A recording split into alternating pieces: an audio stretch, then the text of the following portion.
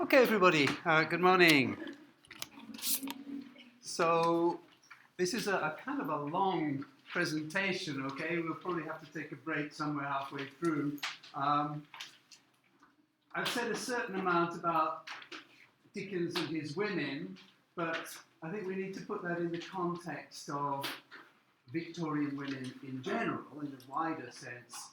And I also want to try today, if possible, to cover stereotypes both that we have about the Victorians and that the Victorians had about the world and society, and understand that things are very often more complicated than we think they are. We all think there's nothing terribly necessarily wrong with stereotypes. It just means a sort of generalized statement about anything, a generalized way of understanding things. It's a simplification, it's a sort of shorthand. We usually think of it in the context of generalizations about people, but it could be other things as well, like geographical areas or political ideologies or just all sorts of things. Women are emotional. That's a sort of stereotype, okay? Could be almost anything, really. And usually it's connected with people and humanity in some way. But you can have stereotypes about inanimate things or whatever. As I say, it's not that it's wrong to have those stereotypes necessarily, but you do need to realize that it is a stereotype. It's when you start thinking that the stereotype is the truth that you get yourself into trouble. I'll just give a sort of simple example. If we hear that a person's Japanese, typically people will have the stereotype, well, that person probably likes rice, or Japanese people like rice, or they eat a lot of rice, or something like that. That's basically, there's quite a lot of truth in that. Most Japanese people do like it, but it would be a mistake to think that there were no Japanese people who don't like rice. Okay, or to take action based on that. For example, if you're booking a hotel for a group of Japanese people, it would be useful to bear in mind that they probably do want a diet that has a fair amount of rice, and that they often have rice for breakfast, quite a lot of Japanese people. So it might be something that would be useful to bear in mind if you were organizing a tour for Japanese people. But on the other hand, it would be a big mistake if you decided that all the Japanese had to have rice, okay? While the other guests got to have toast and coffee, all the Japanese would have to have rice and miso soup. And some of them might complain about that, obviously, all right? So the actions that we make based on those stereotypes could be prejudicial in some way. So what I want to do here is just go through some of those kinds of stereotypes that people have about the Victorians, that we have about the Victorians, and stereotypes that the Victorians had about themselves and about the world around them. So,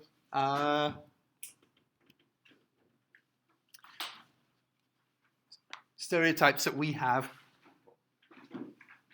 here we go, about the Victorians. Okay. So,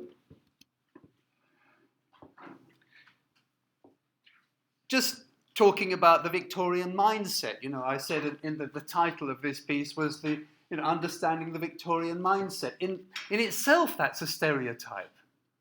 That there isn't just one Victorian mindset. There's a whole range of Victorian people, and that there are going to be different ways of thinking. And the Victorian period went on for a long time. All right, so. It's not that it's wrong to talk about the Victorian mindset as such, but you have to realize that, well, it's a bit more simplified. It's a bit more complicated. It's not as simple as just saying that the Victorians all thought like that. All right? So that's what I want to do today, is to get a sense of how these stereotypes existed, but the reality is more complicated.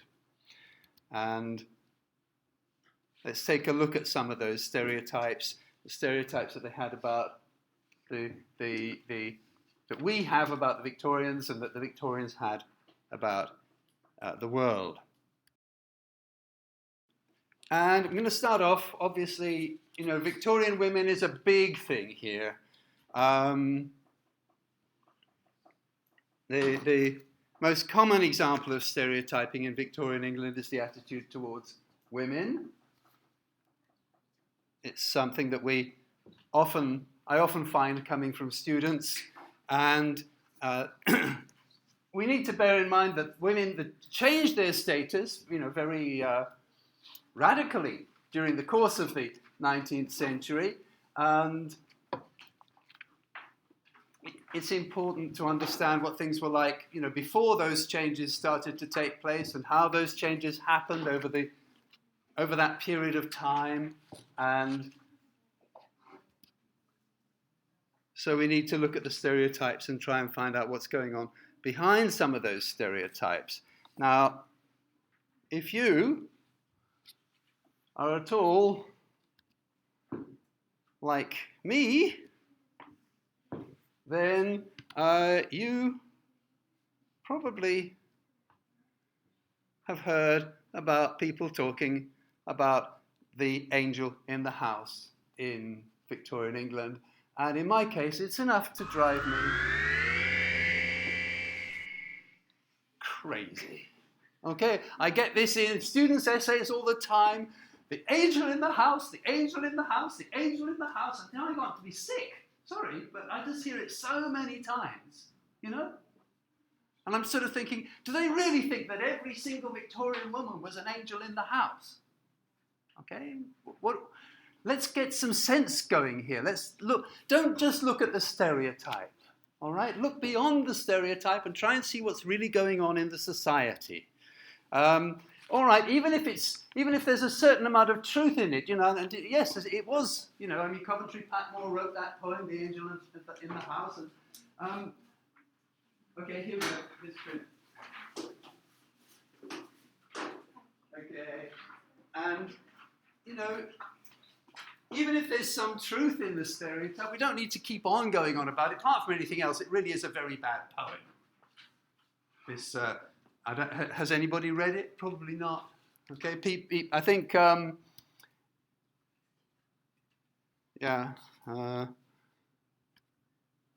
think even the people who talk about the angel in the house don't actually read that poem. It's not a. Okay, look, let's just accept that Victorian women were playing an idealized role. All right, and okay, let's see what else there is beyond that. Not all of them would have been playing that idealized role. So what were the other ones doing? Okay, and how widespread, how many Victorian women would be angels in the house? It's a stereotype, there's a bit of truth, but we need to look more deeply. So if we look at the population and what's going on in that society at that time, you've got 27.5 million people in 1851, all right? And how many of those were women? Well, at least half, okay? And how many of those women would fit the stereotype of angels in the house? There were going to be some who weren't married, some whose husbands had died, some who, But apart from that, all right, if we take a closer look, that women played a much more varied role in society than the one that we imagine from the angel in the house stereotype. Now, every 10 years during the 19th century, a census was taken, so you could look at the situation in 1831, 1841, 1861, but I'm looking at 1851 because it's fairly central, it's in the middle of the century, obviously, and we can get a really detailed insight into the conditions of the society in various ways. So let's take a look. This is just covering England and Wales. Just for convenience, the census would be divided. There'd be one for England and Wales, one for Scotland. It would be, and Ireland would be done separately. So the top 6 jobs were these. And I'm going to total it up for how many men were doing the job and how many women were doing the job. Agriculture. You've got nearly 1.8 million people involved in agriculture, the majority of whom, the large majority of whom are men. You've still got a couple of hundred thousand people, which is it's not such a small number, but it's compared with the men. Okay, it's a fairly small number. So that would be agriculture, Norgyo. Okay, domestic service though, we're getting a very different picture. There are a lot more women in domestic service than there are men. And it's something that students often seem to forget about when they write about those 19th century novels. They only think about the rich women. They don't think very much about all those women who were serving in the houses of those rich families. Over 1 million of them in the middle of the 19th century. Textiles. Textiles, making of material, cloth. The textile industry was very big at that time. A lot of the mills were making textiles, and the number of women making textiles was double the number of men. There are a lot of working women here. Okay, we've got 230,000 here. We've got 530,000 here. You'll see that we're already heading up for 2 million women who are out working. All right, they're not at home being angels of the house. Let's keep on going. In the building trade, well, very few women were kind of out there doing that kind of koji or, building houses or daiku kind of work. But again, surprisingly, there were a few. They break the stereotype, don't they? The idea that women were out there being builders, building houses at that time. General labouring is fairly equally balanced between men and women. Sorry, what am I saying? General labour, again, it's a male province. Most of the general labourers are men. But then millinery, dressmaking, which is kind of connected with the textile industry. Textiles is making the cloth, and millinery or dressmaking is making the cloth into clothing. And again, it's dominated, hugely dominated by women, this one. Nearly all the dressmakers, milliners were women. So if you look at the total here, yes, there are more men out here. Out of the top 6 jobs, there's 1 million more men than women, but there's still, getting up for 2 million women, as against getting up for 3 million men. Okay? So there are also women in, for example, coal mines. Not very many, but there were 3,000 women working in coal mines in 1851. There were 600 women who were working as blacksmiths. Okay, bashing metal into the right shape to make horseshoes or that sort of thing. Okay, only a small number compared with the total, but they were there. All right, it would be a mistake to think that the stereotype was everything. Right, but things are much more varied. There's a lot more going on when you look in detail at Victorian England than just the stereotype. So there were millions of Victorian women who weren't at all angels of the house. They were out working. They were working alongside the men. They were working in harsh conditions, and usually they were working for less money.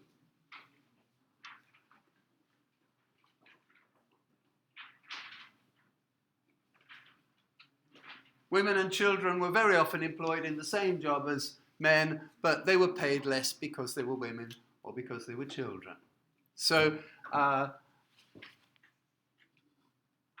once we start looking at what's really going on in this society, we can see that women are not inside that angel of the house stereotype. At least an awful lot of women are not inside it. And altogether, about half of the adult women in England were working. Okay, I just gave the top 6 jobs there. If you go through the whole list, you end up with about 3 million women who were working at that time. That's about 50% of all women. This idea that the woman stayed at home and it was the man who went out and worked, well, no, about half of the women were out working. And about 2 million of those working women were married. So they, very often in those Victorian families, they might have 5 or 6 or 8 or 10 children, and the mother might be working as well as trying to raise a family. All right? So, of course, those wouldn't be the conditions for the rich. We're looking at the working class, obviously, by definition, really. So,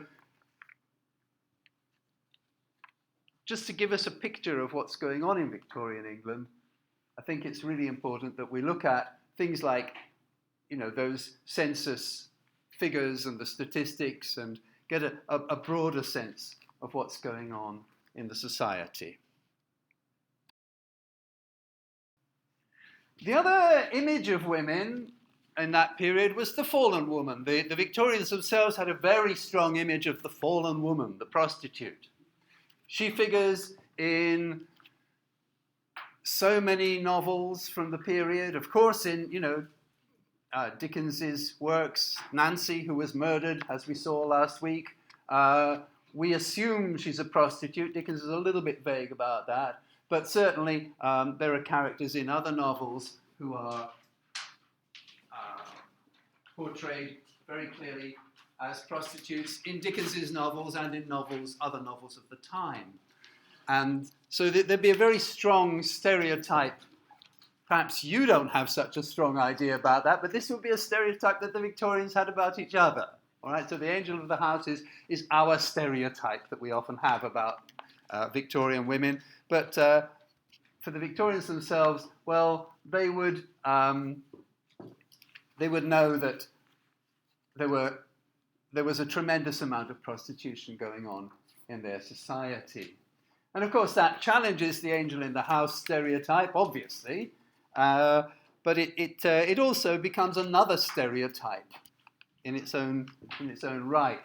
Now, there were about, there are different estimates, actually, of the number of prostitutes, so that one estimation is about 55,000 prostitutes out of a population of 2.2 million. That would be one prostitute for every 40 people. Okay, that's a high number. And William Acton estimated a much lower number, about 8,000, but actually most scholars these days think that O'Daniel is probably more likely to have been correct. It's closer to O'Daniel's estimate. They're both writing, you know, round about the time. They were writing in the 1850s about their society. Most modern historians and, you know, scholars of the period would consider that O'Daniel is probably closer to the truth. I think that's, I mean, there are reasons for that. Who William Acton was counting as a prostitute, okay, because there were sort of a lot of invisible prostitutes, in a sense. The Society for the Suppression of Vice at that time put it even higher, at 80,000. And yes, this is a very, very strong presence and feature of Victorian society. So, whatever the exact figure was, you know, we'll never know exactly, will we? But it's clear that there was a huge amount of prostitution going on in this society, which is a sort of incredible hypocrisy, given the sort of church morality and the Christian values and the good family man kind of stereotype that we have of the Victorian gentleman. But there were, large sections of society that were not encouraged to marry, and this would apply to members of the armed forces. It would apply to clergymen of the church, university professors. If those people wanted to have sex, they either kind of went against the joshiki, went against the norms of their society, and they married, or they would find prostitutes. So that particularly the idea that clergymen and university professors were likely to be the customers of prostitutes underlines the hypocrisy of the society at the time. And even for married men, it was seen as fairly normal to go and see a prostitute. It wasn't illegal, and there was this whole sort of understanding that men, it was okay for men to enjoy sex, but women weren't supposed to enjoy it. All right? They were supposed to lie back and think of England, as the expression was. Okay, do it for your country, but don't. The idea that you would, as a respectable woman, you would enjoy the experience was not expected. So that's part of the kind of logic for respectable men going and having sex with disrespectable women. Men were expected to enjoy it. They were supposed to want it. Again, it's a stereotype even today about sex and about how we think about sexuality. So the huge number of prostitutes and the extent of prostitution, but of course also the extent to which they're not going to talk about it very much directly, most of them, even in the novels that are, Dickens himself, he only hints, for example, that Nancy's a prostitute. He doesn't really say it clearly. So attitudes towards prostitutes among the Victorians, well, they were in between condemning them, these are desperate women, these are terrible people, they are bad human beings, and feeling sorry for them.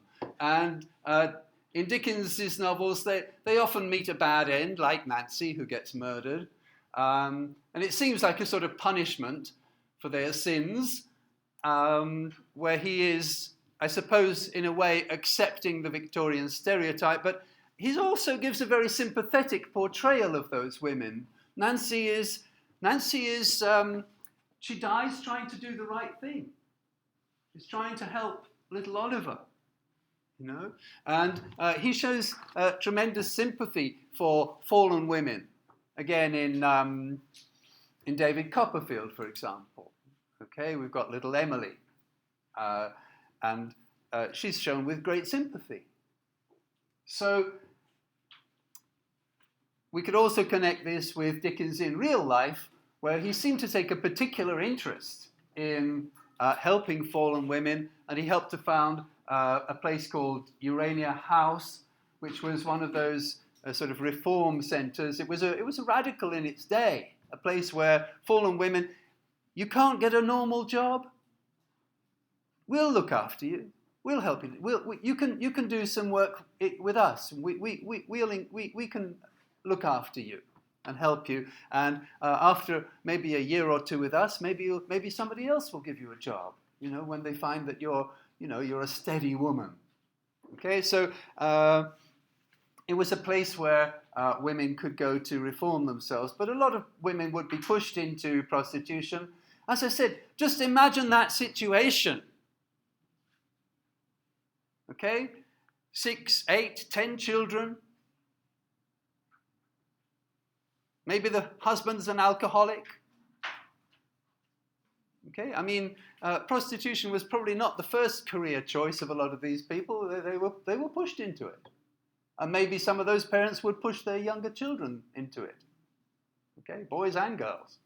All right, there are hints in Oliver Twist that the boys are, being prostituted as well.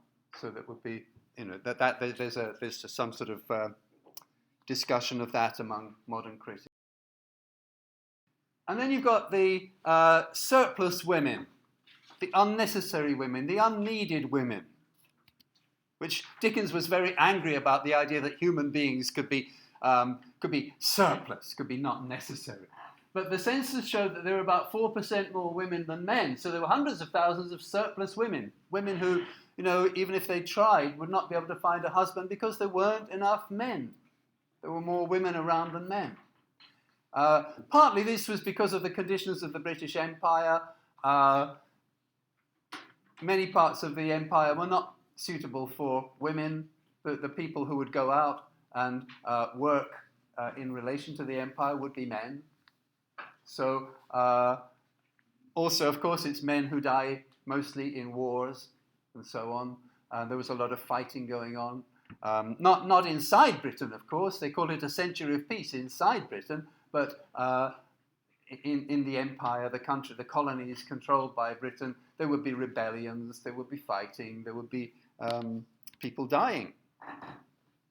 So 30% of women over 20 were unmarried, and those who were married were legally subordinate to their husbands. We're going to be looking now a little bit at the laws and conditions that women were subject to at that time.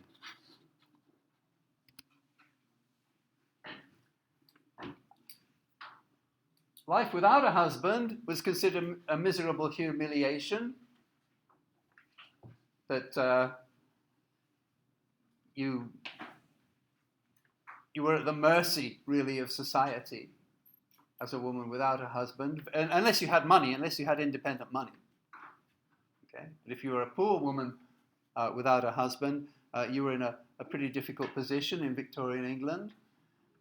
But, sometimes having a husband was even worse. The angel of the house stereotype, when you look at the conditions and the law and the reality of life, it was far from angelic. It was far from any kind of little Garden of Eden or happy little heaven where women could go around being angels. All right, there was a lot of nasty stuff going on. A woman's possessions would become her husband's when she got married. This would change during the Victorian period. Okay, so I'm looking at the early Victorian period when I say this. Except in very rare cases, women could not divorce, even if their husbands were cruel or unfaithful. It wouldn't matter if their husband beat them or something like that. They could go to the police, and the police would say, "Well, just go back to him. It's your duty." Okay, even if he puts you in hospital or ends up killing you. Okay, Nancy goes back to Bill, who does kill her. All right, that was normal.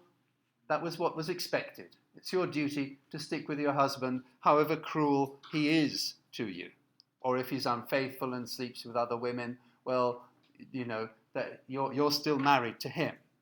He can divorce you, okay, if you sleep with other men, but you can't divorce him for that. A married woman belonged to her husband. If a crime was committed against her, only her husband could prosecute. So if somebody else beats up a woman, if the husband says, "Well, that's terrible that you beat up my wife, I'm going to take you to court," then the case would go to court. But if the husband said, "Oh, well, I don't mind, she was wrong," or something, then the woman had no legal protection against anything that could happen to her. If her husband wasn't going to protect her under the law, she had no protection. If people stole from her or committed violence against her or other crimes, it would be her husband who would have to take action. So basically, it was a society with the ideal position being that every woman should be under the control of a man. Women who are not married were usually under the control of their father or even of brothers, or even sometimes of sons. Okay? women should be legally under control. They should be not sort of loose wires. Okay? They shouldn't be just sort of out there. Okay? Whose woman is this? Okay? The idea that she wasn't anybody's woman, that she was her own person, was kind of alien. And that brings us back, in a way, that also brings us back to prostitution. Okay? Because those prostitutes, some of them would be married women who were being farmed out, or they would be pimped out by a man, but there were single women, there were working women, there were women with inheritances, and there were these ladies of the night. Not all of them, of course, because a lot of prostitution is controlled by men. But some of those ladies of the night, those prostitutes, would be independent. So there was a growing number of women who were independent. Now, this surplus women, we need to put it in the context. If you remember, I talked about Malthus in an earlier lecture, and his essay on the principle of population was the idea that there was always going to be a surplus of people, because people double up each time. You know, 2 people have 2 children, they have 4 children, their children have 8 children, and 16 and 32 and 64, and it quickly gets into a very, very big number. I don't know, as a little boy I used to play that game. 2, 4, 8, 16, 32, 64, 128, 256, 1012. It very quickly grows up into the millions. Okay? And so Malthus had the idea that you're always going to have natural disasters, something that's going to cut down on the number of people growing too huge, because the supply of food only increases 1, 2, 3, 4, 5, 6, 7, 8. Like that's the way he sees the problem. And of course, he's been proved wrong so far. All right. When he was around, the population of the planet was a fraction of what it is today. And there was still hunger. Maybe more than today. We've got billions of people, but somehow we're still keeping up. So far he's been proved wrong, but you never know how things might turn out in the future. But the Victorians saw it, this idea of surplus population as being a reasonable way of thinking. Dickens was very against it, but it's one of the reasons why Britain did very little to help Ireland during the potato famine. We'll come back to this one later on when we look at the economic climate. But again, in the middle of the 19th century, there were serious food shortages going on in Britain, and in Ireland there was a crop failure of potatoes, and at least 1 million people died of hunger, mostly of hunger, some of disease, some of cold, because they were pushed out of their houses when they couldn't pay the rent.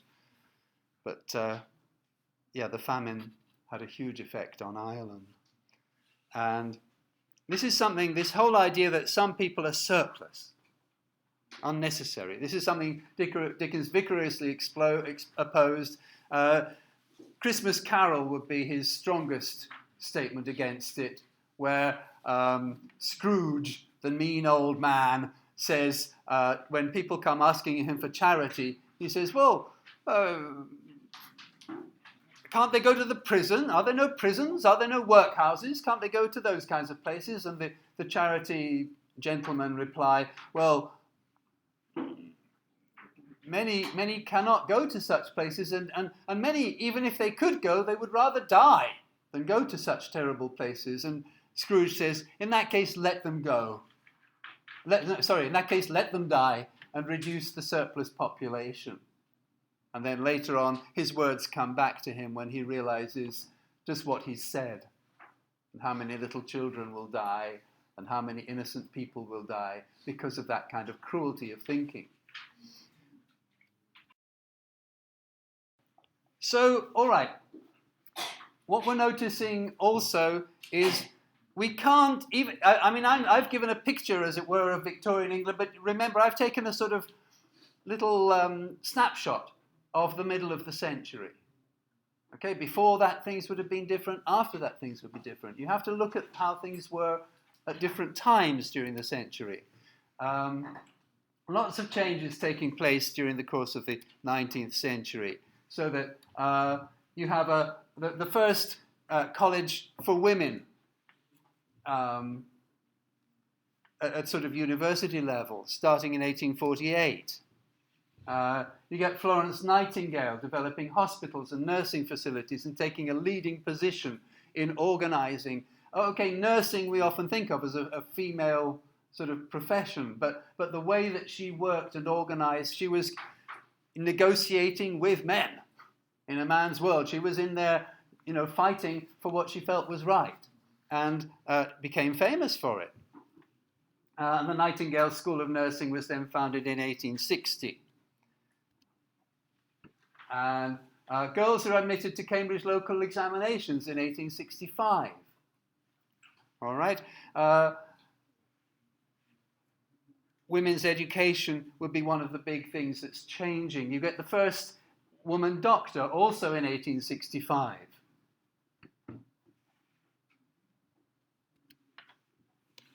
And the Women's Suffrage Committee, again in 1865. Suffrage means the right to vote, or fight, yes, the right to vote. So arguing that women should have the right to vote. They didn't get it, they didn't win the right to vote, not until the 20th century. All during the Victorian period, women did not have the right to vote. But they started to think that they should have it, and they started to push for it way back in 1865. And in 1867, a bill was presented to Parliament. Didn't get anywhere, wasn't accepted, but things are starting to move.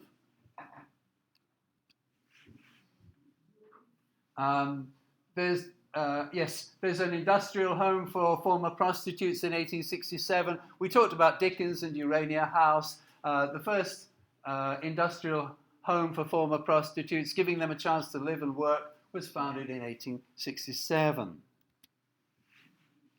The first Married Women's Property Act, giving women the right to keep their property under certain parts of their property, in 1870, so that before that everything they possessed belonged to their husband as soon as they married. After 1870, the conditions of that were changed slightly, not completely, but the conditions were changed up to a point.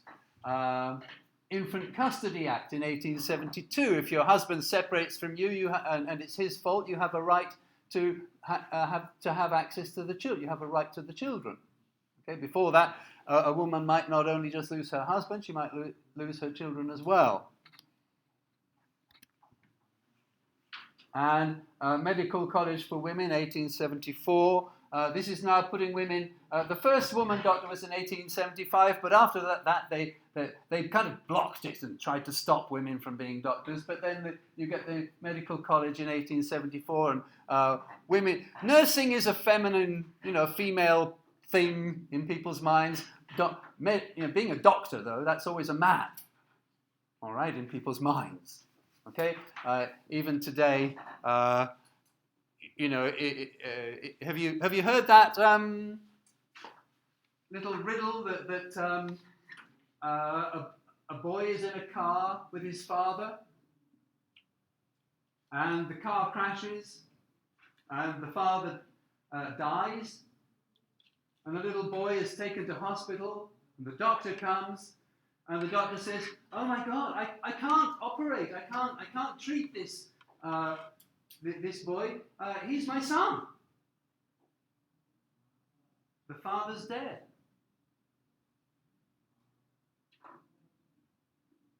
How can it be that the doctor's saying that? Because the doctor's a woman. All right, you see, people don't think about it, do they? They always think the doctor's a man. Inside our brain, the idea is always that the doctor is a man. Okay? So we still have that stereotype even today. Okay? But the first college that was allowing women to become doctors was opened in 1874. Okay, women are admitted to degree courses at the University of London in 1878. They were admitted to the local examinations in Cambridge in 1865, but Cambridge was one of the last places to give women actual degrees. They could come, but they couldn't get a degree. Women who are abused are allowed to separate from their husband. They're not just told that your duty is to go back and get beaten up more. And the second Married Women's Property Act gives women even more rights over their property after they're married.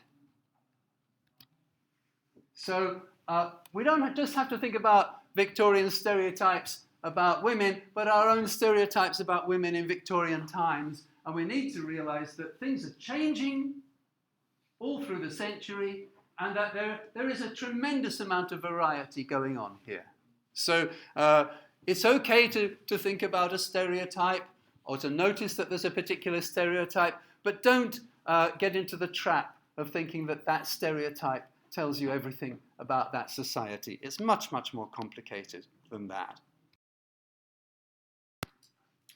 Okay, so moving on then to racial stereotypes.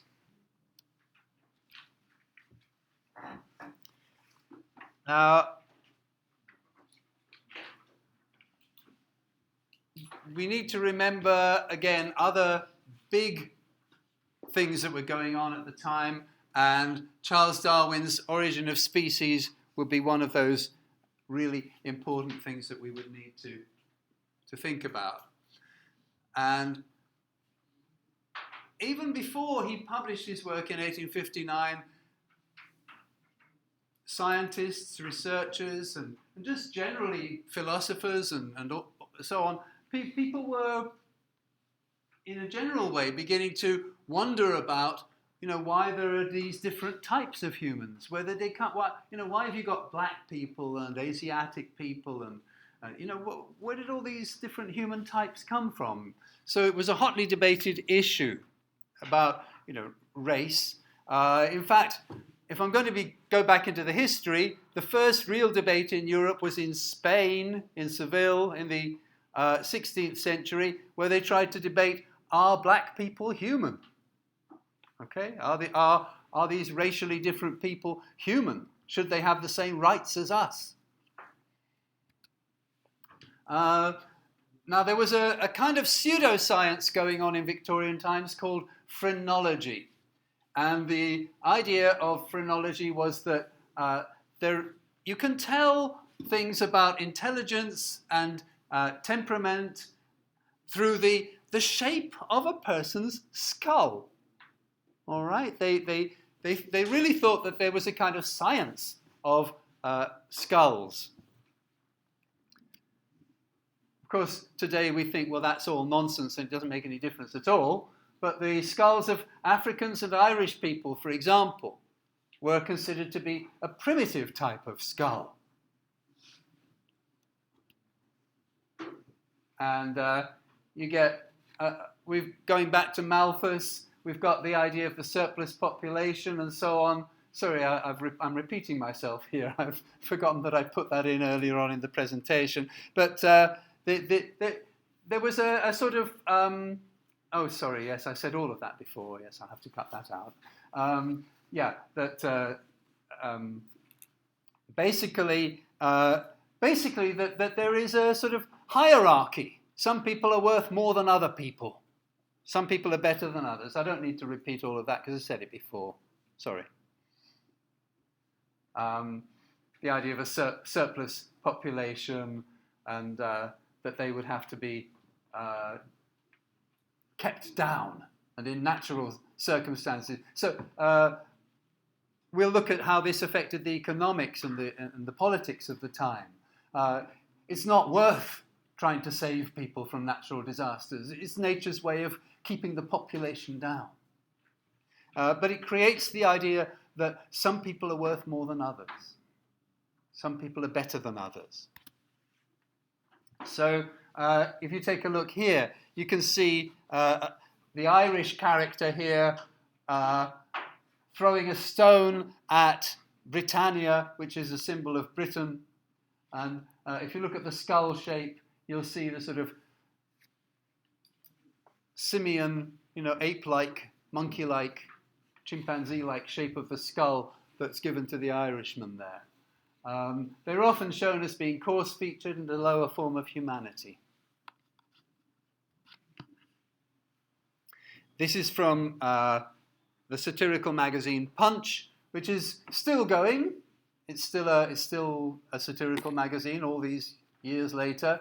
But it played a big part in shaping the sense of humour and irony and satire of the period. But it's also, as you can see here, it's reflecting the prejudices of the time.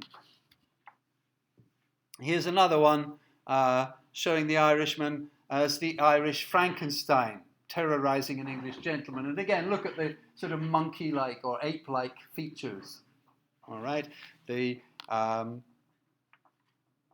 lower, inferior race is depicted as having a sort of ape-like kind of profile. And in this case, you've got a pig shown speaking in an Irish accent. Sorry, I should have taken out that little icon. I hope you can see, a pig is shown speaking in an Irish accent. So this is an Irish pig. Okay, the Irishman talking to the Englishman. And here again, all right, here it's a woman. You can guess which is going to be the Irish woman, can't you? All right, shown as a sort of a lower variety of human being than the nice English lady for whom she's working. She's a servant in the house.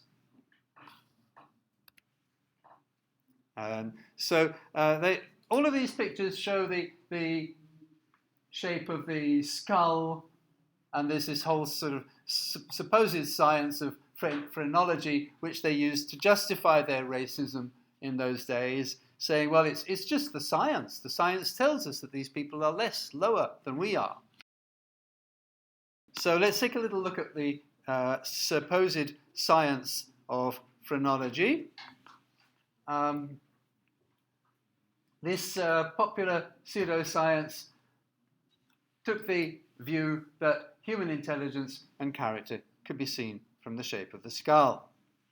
Like this. This is a Victorian textbook, okay? Grades of intelligence, all right? And they actually put this in textbooks, for children, in schools to learn, all right? Racism was institutionalized, okay? They didn't see that there was anything wrong with it. It was natural. God chose us to have a worldwide empire because it's because we are better than them. All right? So it was kind of very natural for them to think that they were superior. They had that kind of line of reasoning. So grades of intelligence could be measured by the profile, by the shape of the skull, according to their pseudoscience, their supposed science of phrenology. And they also believed, not just in terms of race, but that these lower grade skulls would tell you who was a criminal. All right, so there would be a criminal type, and you could identify it through the shape of the skull. And that would mean that a criminal's fate wouldn't be a matter of personal choice. It would be something that they had, they were born to. And you get that in Dickens, for example, in Oliver Twist. It's said of Oliver, he was born to be hanged. That boy was born to be hanged.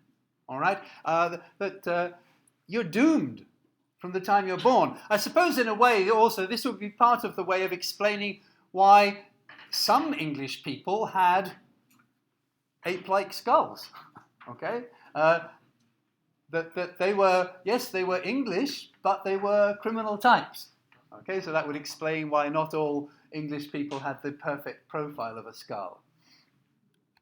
So this comes up in a lot of Dickens's novels, especially Great Expectations. You've got the lawyer keeping death masks of hanged criminals, and his colleague says you can see the genuine look. When the criminals died, they put a kind of plaster. They put plaster on their face and took what's called a death mask. And the death mask, the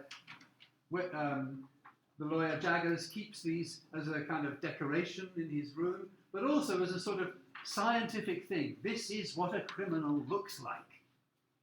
You can know a criminal by the shape of the skull, by the profile of the face. And also in that same novel, Magwitch is measured, he has his head measured, again, because they want to develop their supposed science, and he has his head measured. Because he's a criminal, he's been convicted as a criminal, so they measure his skull, because they're trying to find out the secrets of criminal behavior through the skull shape.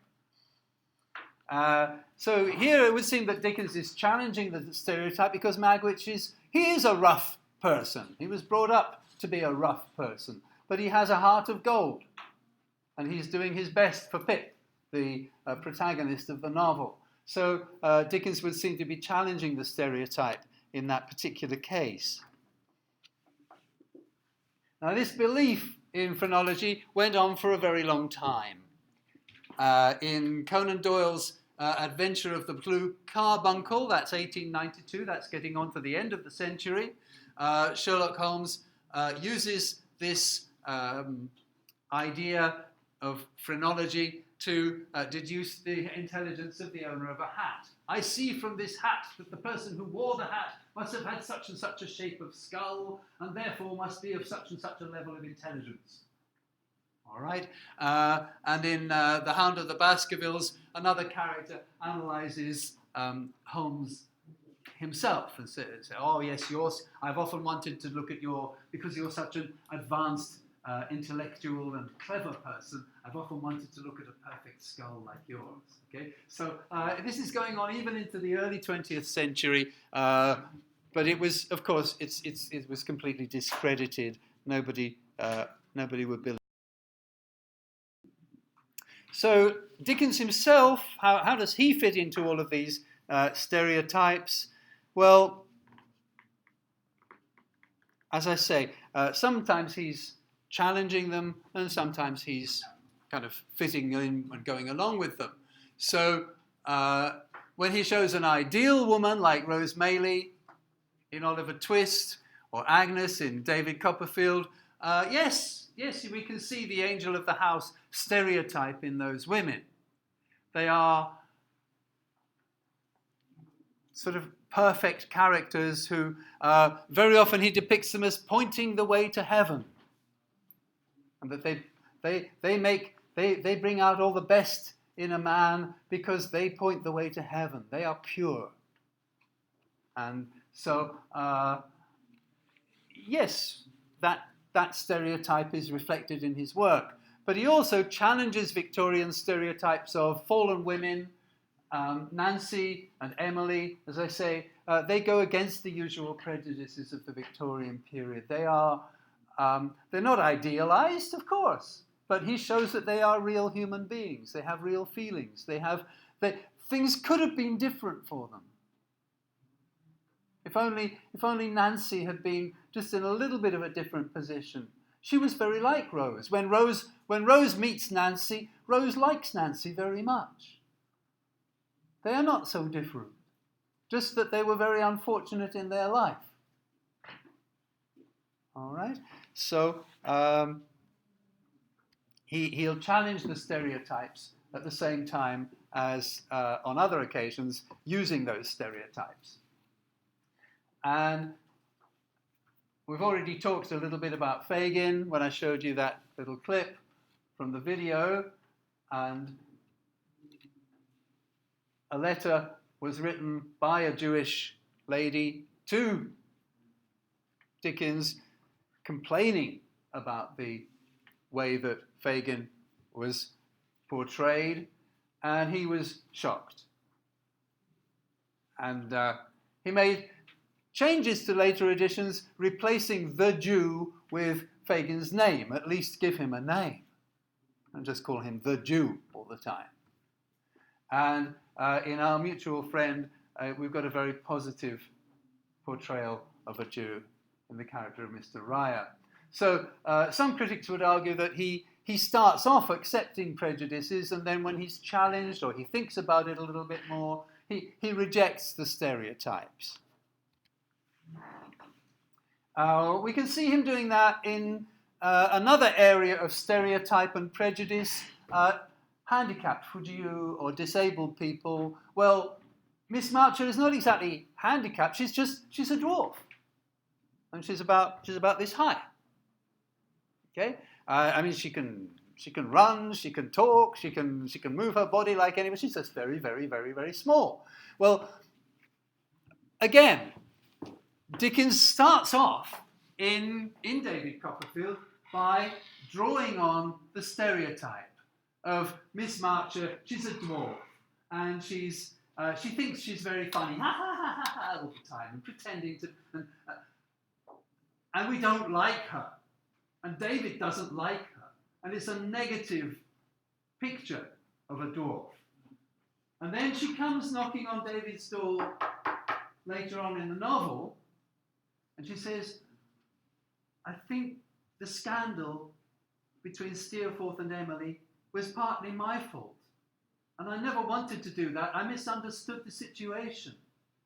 Please understand, she says, somebody like me has to do a lot of pretending to get accepted.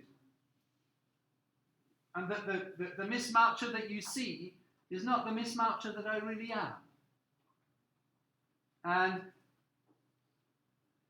David completely changes his feelings about Miss Marcher, realizes that she's a very admirable person, and later on in the novel, she helps to catch a criminal, and David is delighted because it's somebody that David himself dislikes very much, this particular criminal. So he praises the admirable Miss Marcher, and so you get the idea that he starts off accepting the stereotype and then develops a more thoughtful attitude.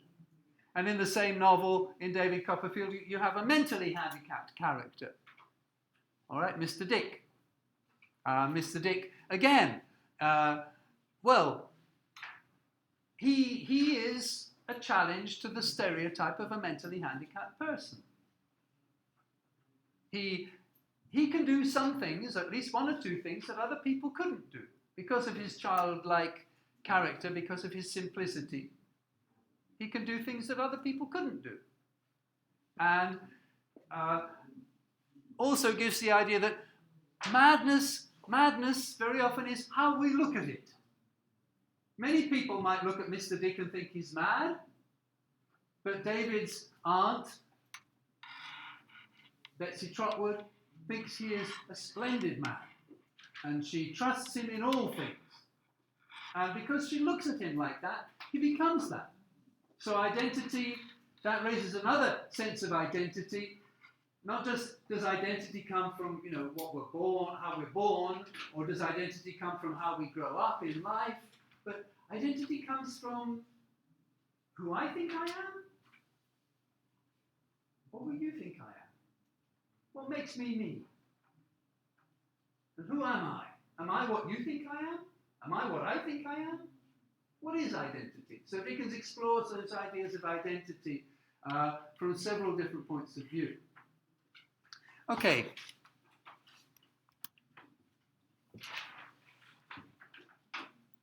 Okay, we've got Fagin there and Miss Marcher as being two fairly clear examples of stereotyping. But at the same time, it's not completely stereotyped. There's some modification of the stereotype. Fagin is at least kinder than Mr. Bumble of the workhouse. Miss Marcher is a negative little character at the beginning, but we realise that there's much more to her, and she develops into a positive character later on.